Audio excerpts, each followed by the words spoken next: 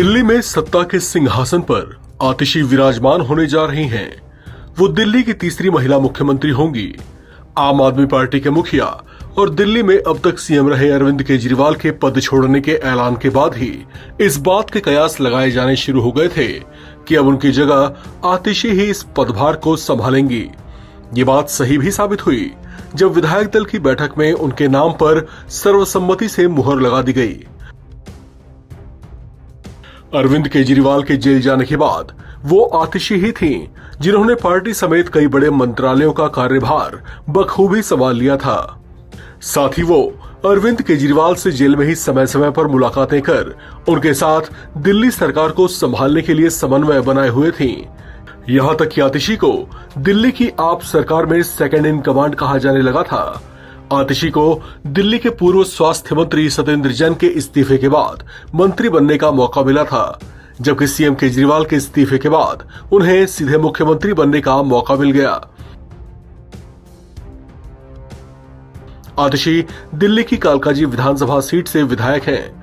ये पार्टी की पुरानी कार्यकर्ता रही हैं, जो मंत्री बनाए जाने से पहले से ही पार्टी की मजबूती के लिए लगातार काम करती रही हैं।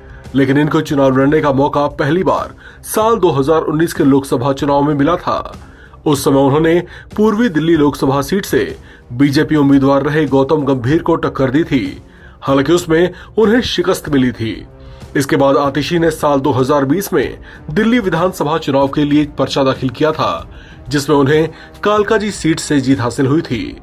केजरीवाल सरकार की एजुकेशन पॉलिसी तैयार करने में आतिशी का काफी अहम रोल रहा है। साथ ही उनको कोरोना काल में भी काम करने का अच्छा अनुभव रहा है। ये पार्टी की एक प्रखर वक्ता और तेज तर्रार नेता के तौर पर जानी जाती हैं। आतिशी की संपत्तियों की बात करें तो साल 2020 के चुनाव में अपने हलफनामे में उन्होंने बताया था कि उनके पास कुल 1,41,21,663 रुपए की चल अचल संपत्ति है। उन्होंने डिक्लेयर किया था कि उनके पास किसी तरह की कोई अचल संपत्ति नहीं है। हलफनामे के मुताबिक उस दौरान उनके बैंक खातों में 1,22,22,811 रुपए जमा थे। इनके पति ने अलग अलग सेविंग स्कीम्स में 18,68,850 रुपए का निवेश किया हुआ है।